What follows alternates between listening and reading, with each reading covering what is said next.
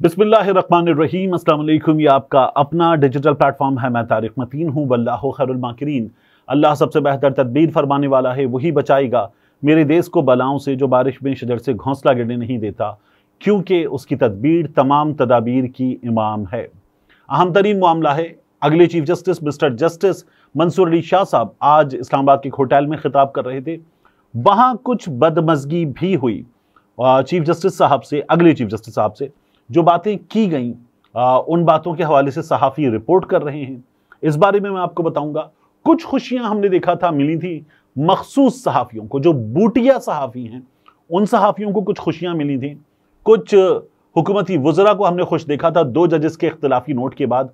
वो खुशियां भी गारत हो चुकी हैं उन लोगों की, क्योंकि मंसूर अली शाह साहब का खिताब इस हवाले से बहुत कुछ साफ कर गया है।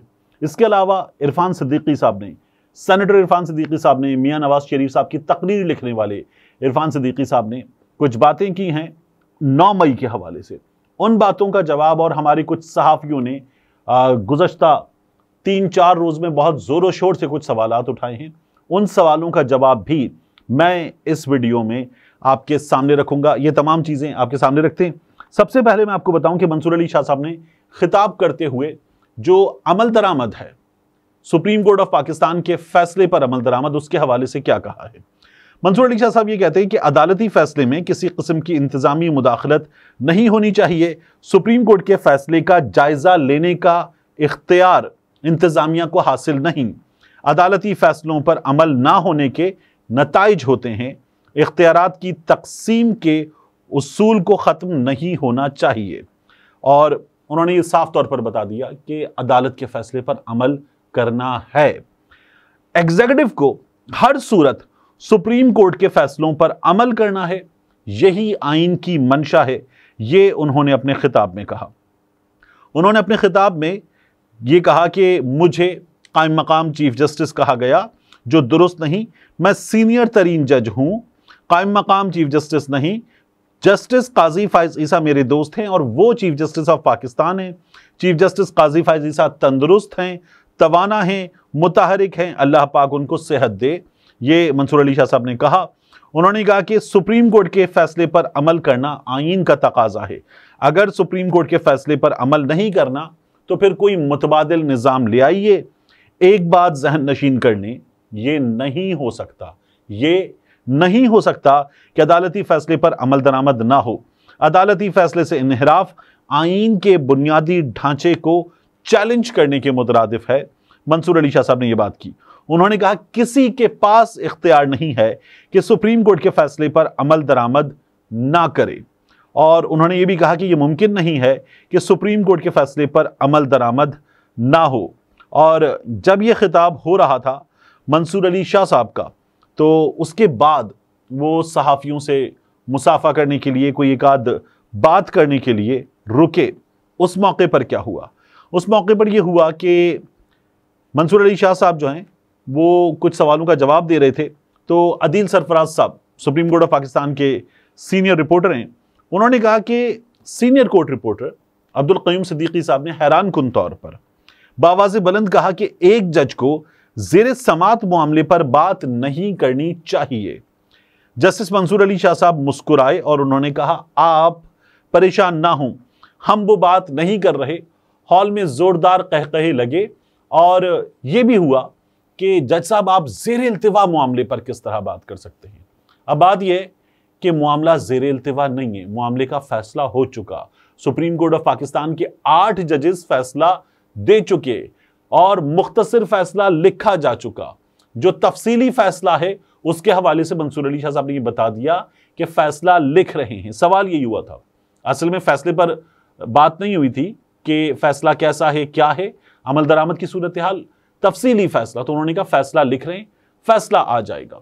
तो यह फैसला आना है, मंसूर अली शाह साहब ने साफ तौर पर यह बता दिया। काजी फायज ईसा साहब, मंसूर अली शाह साहब, जो इख्तलाफात की बात होती है उसके हवाले से भी मंसूर अली शाह साहब ने बाज़ बातें बिल्कुल साफ कर दी हैं। यह एक चीज़ बहुत अहम है। बाज़ दोस्त ये दावा कर रहे हैं कि गैर सियासी ताकतें, स्टैब्लिशमेंट ये कोशिश कर रही है कि मंसूर अली शाह साहब को कुछ पैगामात दिए गए हैं और उनके ज़रिए मंसूर अली शाह साहब से वो कुछ बातों पर कुछ यकीन दहानियां हासिल करना चाहते हैं, और वो यकीन दहानियां अगर मिल जाती हैं मुबैना तौर पर तो फिर चीज़ें आगे बढ़ेंगी। ये हुकूमत जो है वो घर नहीं जाएगी, यानी जो इलेक्शन ऑडिट की ख्वाजा आसिफ साहब ने बात की थी उसके नतीजे में घर नहीं जाएगी। उसके अलावा दीगर फैक्टर्स हो सकते हैं। अब इन दीगर फैक्टर्स में बात क्या की जा रही है? इन दीगर फैक्टर्स में बहुत अहम है एक बात जो हमारे सामने बार बार आ रही है कि इस्लामाबाद के 3 हल्के, इनका फैसला आएगा और ये साबित शुदा है चीज़ कि वहाँ फॉर्म 45 के मुताबिक पाकिस्तान तहरीक इंसाफ के हिमायती याफ्ता उम्मीदवार जीते हैं, पाकिस्तान तहरीक इंसाफ वाले जीते हैं। फिर उसके बाद लाहौर में मियाँ नवाज शरीफ का हल्का, वहाँ का फैसला आएगा। मरियम नवाज शरीफ का हल्का, महर शराफत, वहाँ का फैसला आएगा फॉर्म 45 के मुताबिक। तो क्या उसके बाद ये हुकूमत टिकेगी? यानी जब ये लोग ये देख लेंगे कि मियाँ नवाज शरीफ हार चुके और उनके खिलाफ फैसला आने जा रहा है, मरियम नवाज शरीफ के खिलाफ फैसला आने जा रहा है, तो ये क्या करेंगे? मेरी राय में, मैं आपको सीधा बता रहा हूं कि मुझे जो नजर आता है उसके बाद ये लोग ये नहीं करेंगे कि कहेंगे जी ठीक है मरियम नवाज हार गई, हम अगले प्लेटफॉर्म पे जाके अपील करेंगे। वहां जब डॉक्यूमेंट से साबित हो रहा होगा, पाकिस्तान तहरीक इंसाफ वाले अपने फॉर्म 45 देंगे, उसके बाद जमात इस्लामी वाले, लब्बैक वाले अपने फॉर्म 45 देंगे और ये नजर आएगा कि ये लोग हार चुके हैं, तो फिर ये फैसला अपने खिलाफ आता हुआ देखेंगे और ये कहेंगे कि ईमानदार जजेस हैं, ये ईमानदार जजेस हैं, ये ऐसे ही करते हैं, ये नून लीग के खिलाफ है, नून लीग के खिलाफ पूरा सिस्टम है, नून लीग को इस वक्त जो है अब भी निशाना बनाया जा रहा है, हमें दीवार से लगाया जा रहा है, हम जीते हुए हैं, हमें लोगों ने मैंडेट दिया है और अब भी सहूलतकारी जारी है, इमरान खान की लाडले की सहूलतकारी जारी है। ये लोग ये शोर मचाएंगे और ये शोर मचाने के बाद ये लोग कहेंगे कि ऐसे बोर्ड उखाड़ दिया, फेंक दिया और कहा नहीं खेलते। ये उस जगह पहुंचेंगे और कहेंगे हम नहीं खेल रहे, खत्म करो। तो मुस्लिम लीग नून उस जगह अपनी हुकूमत का आपको एक मुमकिन सूरत हाल खुद ही खात्मा करती हुई नजर आएगी कि हम नहीं खेलते, तो इस्तीफा दो, तोड़ो, कुछ इस तरफ जाती हुई नजर आएगी। क्या मुस्लिम लीग नून को इस बात की इजाजत मिल पाएगी? ये बहुत बड़ा सवाल है। तो अगर ये नहीं मिल पाती इजाजत तो फिर गैर सियासी ताकतें, अदालतें जो हमारे यहाँ बार बार कहा जा रहा है आमने सामने हैं, इसमें क्या होगा? इसके नतीजे में भी मुस्लिम लीग नून एक तो वैसे ही पॉपुलैरिटी में नीचे गिरते चले जा रहे हैं, मजीद नीचे गिरेंगे तो क्या होगा? बहुत मुश्किल है कि हुकूमत बच पाए। इसलिए बार बार कहा जा रहा है कि 2 महीने में यह हुकूमत खत्म होती हुई नजर आ रही है। इन हाउस चेंज एक प्रॉबेबल सूरत हाल है, टेक्नोक्रेट सेटअप एक और प्रॉबेबल सूरत हाल है, मोडालिटीज तय होना, फिर इलेक्शन की तरफ जाना, ये एक बड़ी हद तक प्रॉबेबल सूरत हाल है। उसके बाद चीजें आगे बढ़ पाएंगी, ये हमारे यहाँ बार बार कहा जा रहा है। मुस्लिम लीग नून वाले खुद अपने मुंह से कहते हैं कि हम जिस मैंडेट पर आए, आपको भी पता है 17 सीटें मुस्लिम लीग नून वालों की, तो वो नहीं चल पाएंगे। अब इन हालात में ये हुकूमत हमें मखसूस नशिस्तें मिल गई, 2/3 अक्सरियत चली गई, कॉन्स्टिट्यूशनल अमेंडमेंट जो जुडिशल पैकेज है वो नहीं आता, तो फिर उसके बाद ये लोग क्या करेंगे? उसके बाद ये लोग आपको घर जाते हुए नजर आएंगे, या ये लोग एक काम और कर सकते हैं। वो काम बड़ी दिलचस्प सूरत हाल है। ऐसी लड़ाई कर लेना, ऐसी लड़ाई कर लेना कि अदालत खुद कहे आप घर चले जाइए। ये कुछ इस तरह की लड़ाई करना चाहते हैं। बाज़ तज्ज़ियाकार कहते हैं कि ये उस जानिब जाना चाहते हैं जहाँ इनको निकाला जाए, निकाले जाने पर शोर मचेगा, हम सियासी शहीद, हमारे साथ नाइंसाफ़ी हुई है। तो ये उस जगह पहुँचें और वो कोशिश करें, ये इन लोगों की कोशिश है।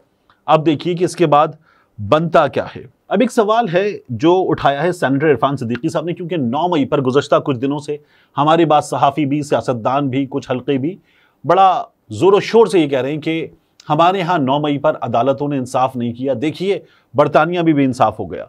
सेनेटर इरफान सिद्दीकी साहब ट्वीट करके कहते हैं, बरतानिया में 29 जुलाई को 3 बच्चियों के कत्ल और सोशल मीडिया के झूठ से फूटने वाले हंगामों के साथ ही अदालतें 24 घंटे खुली रखने का हुक्म जारी हो गया। तीसरे दिन मुकदमात की फौरी समाअत और सजाओं के अमल का आगाज हो गया। 2 हफ्तों में 100 से जायद बलवाई जेल जा चुके। हंगामे से हटकर तमाशा देखने वाले 2 अफराद की जमानती दरखास्तें मुस्तरद करते हुए बेलफास्ट डिस्ट्रिक्ट कोर्ट के जज फ्रांसिस ने यह कहा कि हंगामे में हिस्सा लेने वाले बलवाई हों या तजस्सुस की वजह से करीब खड़े तमाशाई, किसी को भी जमानत नहीं मिलेगी।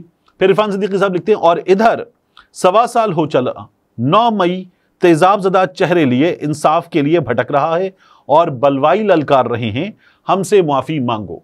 ये मैंने आपसे अर्ज किया कि मुस्लिम लीग नून की हालत है। ये लोग ये कह रहे हैं कि अब हम क्या करें कि अगर सिस्टम सजाएं नहीं दे रहा। यह आपको मुसलसल सुनने को मिल रहा है। 9 मई मुस्लिम लीग नून की इंश्योरेंस है, इस हुक्मरान इत्तेहाद की इंश्योरेंस है। ये इस इंश्योरेंस पॉलिसी को कैश कराना चाहते हैं और इस इंश्योरेंस पॉलिसी की बुनियाद पर अपना तहफ़्फ़ुज़ देख रहे हैं। लेकिन प्रॉब्लम यह है कि 9 मई के हवाले से इनके अपने 16 महीने की हुकूमत के वजीर दाखिला राना सनाउल्लाह ने काबीना को एक रिपोर्ट दी थी। उस रिपोर्ट के मुताबिक 14 अमवात हुई थी शहरियों की।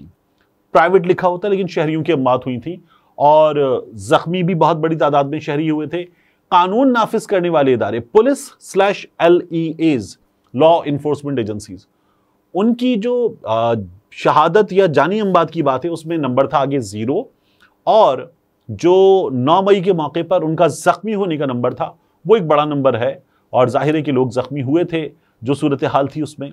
लेकिन ये जो तमाम नंबर है, इन तमाम 14 अफराद को अगर ये तादाद, इसके अलावा दावा किया था पाकिस्तान तहरीक इंसाफ की तरफ से कि कम से कम 16 है, 16 ना भी हो तो 14 अफराद तो हुकूमत ने खुद माने थे। क्या इनको इंसाफ देने का अमल अभी तक हो पाया? ये तो जान से गए हैं। 9 मई को जो हुआ उसके नतीजे में इमारतों को नुकसान पहुंचा था, लेकिन क्या इनको इंसाफ देने का अमल अब तक हो पाया? इनको गोलियां कैसे लगी थीं? ये सब कुछ कैसे हुआ था? क्या इस सवाल का जवाब हमारे सामने अब तक है? इस सवाल का जवाब भी नहीं है। तो इरफान सिद्दीकी साहब जैसे लोगों को जो जाहिर कहते हैं वोट को इज्जत दो, इनका अपना दिया वो नारा था और मियां नवाज शरीफ की तकारीर लिखते हैं, सिविलियन बालादस्ती की बात करते हैं, सिविलियंस की भी बात करनी चाहिए। मिलते हैं इंशाल्लाह आपसे अगली वीडियो में। अस्सलाम वालेकुम। मेरी वीडियो जारी है मगर मैं दरमियान में इसलिए आन टपका हूं कि आपको बताना है। आप देख सकते हैं हमारा दूसरा चैनल डॉक्यूमेंटेड भी। डॉक्यूमेंटेड में हम पाकिस्तान की तारीख के अहम तरीन वाकयात, बाज़ औक़ात आलमी तारीख के अहम तरीन वाकयात डॉक्यूमेंट करेंगे। ऐसी कहानियां जो ज़रा छुपी हुई हैं, अनकही हैं, मुकम्मल तफसीलात के साथ आपके सामने नहीं हैं। ऐसी कहानियां जिन्हें सुनकर आप दांतों तले उंगलियां दबा लें कि क्या ऐसा भी हो सकता है। उन वाकयात को हम कर रहे हैं डॉक्यूमेंटेड।